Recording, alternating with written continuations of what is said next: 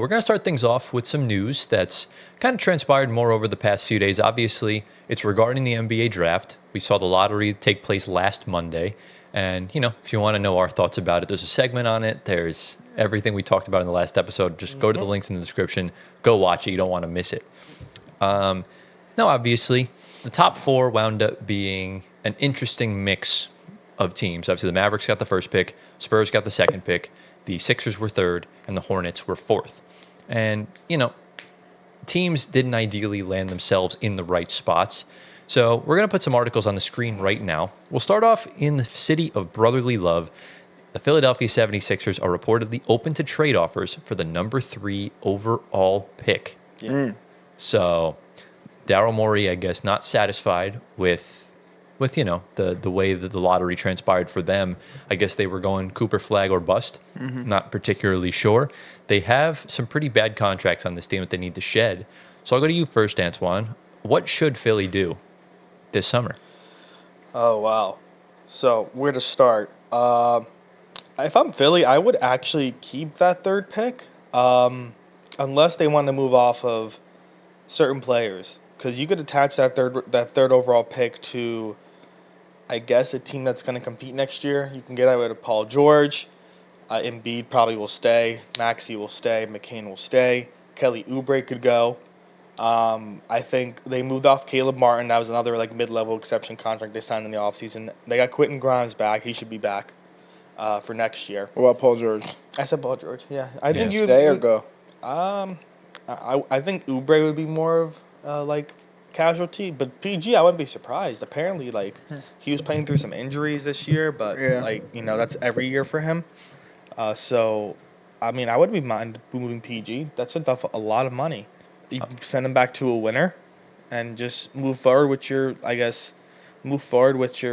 just the team you have. Embiid's kind of that one player you want to just hold on to by a slight thread because you hope he's going to turn that corner this year, hopefully. I mean, you think he's still Embiid, but he's still Embiid, but I don't think I don't know if he's getting that invasive surgery or not, so I'm not sure. Yeah. I'm also not totally sold on the fact that them keeping Quentin Grimes. I think that last month of the season kind of pushed his pay over the bar for them to. I think there's teams with cap space like a Brooklyn or like a Detroit that could easily give him that sort of money because he could warrant the full MLE for all we know. If you're dropping 45, in a week, then things like that also, can happen. It doesn't hurt if they don't like Ace Bailey, if it goes Cooper Flag, Dylan Harper. I know VJ is more of a shooting guard. You could still take McCain off the bench for a 6-man, or you could even take a big man.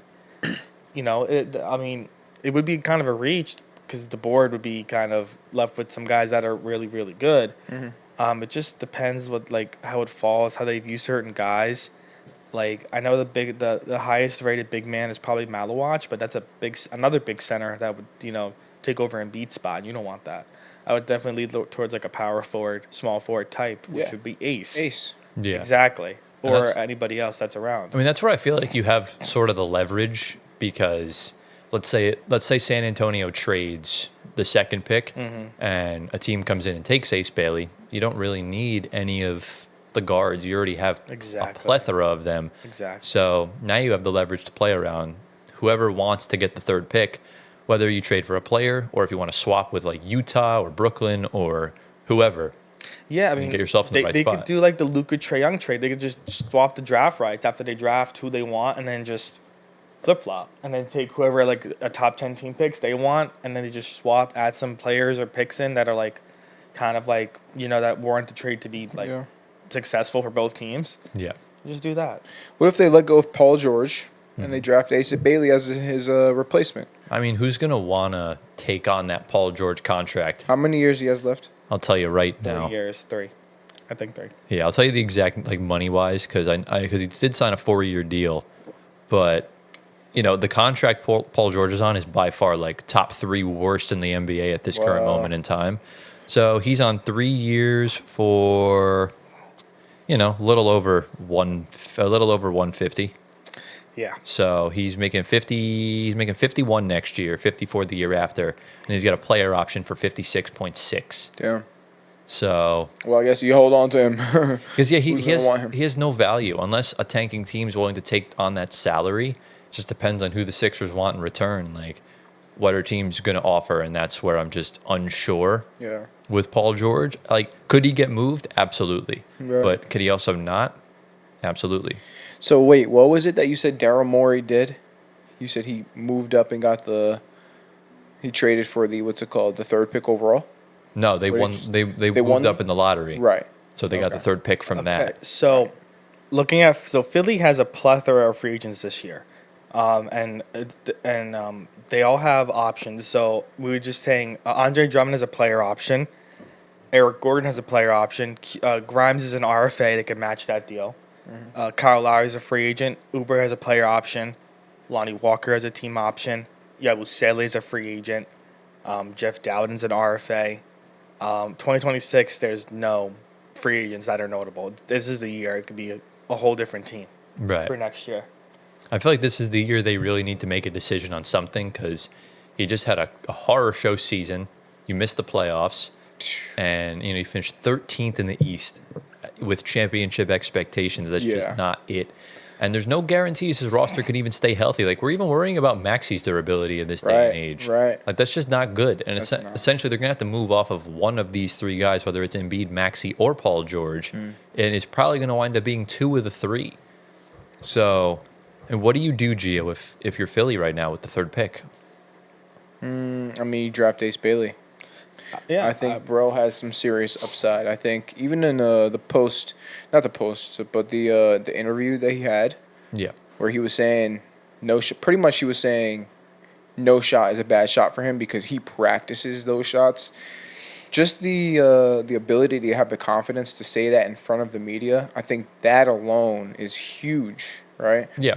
So I don't know. I think Ace Bailey, he has something to it, like to his game and to his confidence, and I think that could help out the Sixers big time. He Yeah. can fill in that, Paul George role, what you wanted Paul George to be. I think Ace Bailey can be that. He modeled his game after him. Yeah. So he kind of fits that Paul George, Brandon Miller Yeah, sort of archetype. definitely. And those are like, when it works, they're scoring machines. They're ultra versatile on both ends. Because Paul George in his prime wasn't a bad defender by He was any a means. great defender. And obviously now post leg injury, he's in his mid 30s, and Yeah. he's lost a bunch of steps, and that's just normal for the process. But when you give him that kind of contract, it's just hard for me to not Yeah. criticize him because Definitely. it's at the end of the day, it's deserved. And the Sixers need to be better from here if they want any series. It's like the East is wide open right now. Next season, that sixth spot could easily go to them. They could find themselves in the conference finals for the first time next season. Yeah. It could. We never know. I'm all for them embracing the rebuild because I think it's a little overdue. They're trying to just patch things right now that are like easily patchable for them, and like for them, like the definition of insanity is running the same thing back over and over and expecting a different result. And that's been for like the past 2 to 3 years right now for them. So if they want to just still be insanity and doing the same thing over and over and over again, it's the fans are gonna, definitely not show up to the arena a lot more than they did last year. I mean, Well, they're running it back over and over again because they just keep getting injured, and that's unfortunately, that's the re- reason why. That is the reason why, because it's not like, when Embiid's healthy, he's one of the best players on Yeah. the planet. But like, if he keeps constantly getting injured and coming up short in the playoffs, you got to change something. Like, something has to Exactly. give. Remember, like, we all talk about this with Harden, where you bring in Dwight Howard, Chris Paul, Russell Westbrook, this, and that. None of it worked, so you kept getting rid of the other guys. Yet James Harden was never really held accountable up until the very end. And Embiid, it's been the same thing. You had Ben Simmons, you had Jimmy Butler, you had James Harden. Come on, bro. Don't say Ben Simmons, bro. But look, Ben Simmons at the end of the day got blamed when Embiid didn't show up either. So that's really that's the only thing. They were both top 3 picks. Yeah. And Embiid's the guy with the ball in his hands. He's the best player on the team. Right. And if he's dropping 15 points in an elimination game 7, then I don't know what to tell you. Also, So- like, Philly kind of has a curse with top 3 picks. So, like, I could kind of understand why they would want to move it because, like, look at Fultz, look at Simmons, look at Embiid, look at... Well, Embiid What do turned you out to mean? be. Look at Embiid. Well, not, Bro's an MVP. I Embiid was- understand Embiid that, was a but hit. They're just not good with the first pick. I would say Fultz and Simmons. I mean, look at Allen Iverson. Well, yeah, He but was like the we're first or talking. second We're pick. talking. What was recent. it? We're talking about the new era. Recent. We're talking of the recent. Sixers. We're talking about the Talking Sam recent. Hinkie, Daryl Morey era when he passed the torch on to him. Like Maxey and McCain are hits, but those are late round picks. That's why we're finding a lot more fine. It's not a underrated curse. hits recently. Is like that mid to late first round. Yeah. And that's where Philly's kind of finding their core, and we'll see if they can keep it working. But I guess one final question before we move on: do we think the Sixers have a massive rebound season next year, or do you think they miss the playoffs again? I don't think it's massive rebound season, but I think it is a rebound season. I think Embiid actually plays games, and they go to the playoffs. I'm not going to say they're a top 3 seed like I did for this season, Yeah, but they will be in the playoffs next year. Mark The my expectation for me is playing. that's high same thing. playing. Yeah, Just we got to see what the other East teams do that are on a come up. Miami could do some major things. Yep. Depends. That's what I would say. Yeah, I wouldn't put pressure on Philly for the playoffs. No. Because even when they're all healthy on the floor, they still can get injured, and they probably will get injured. And it's just the same cycle, and it's probably going to cost Nick Nurse his job at some point mid-season, if not at the end of the season, and they'll probably look for a new coach Yeah. by that point.